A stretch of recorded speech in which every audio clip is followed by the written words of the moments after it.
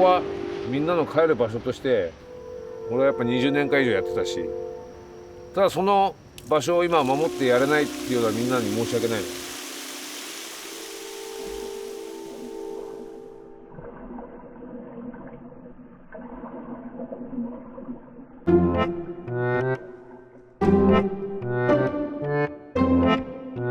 レジャープールの利用は令和6年3月末までとさせていただくことをこれまでご説明してまいりました。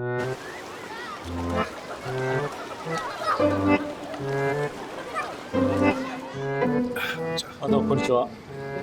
めっちゃ早いっすね。ありがとうございます。めっちゃ早かったです。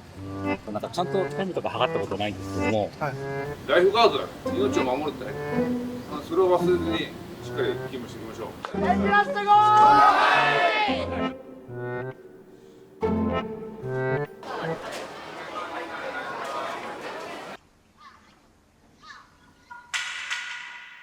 ですから今中止していただきたい。それ以外の目的もあったんじゃないの。1年計画を延期しませんか。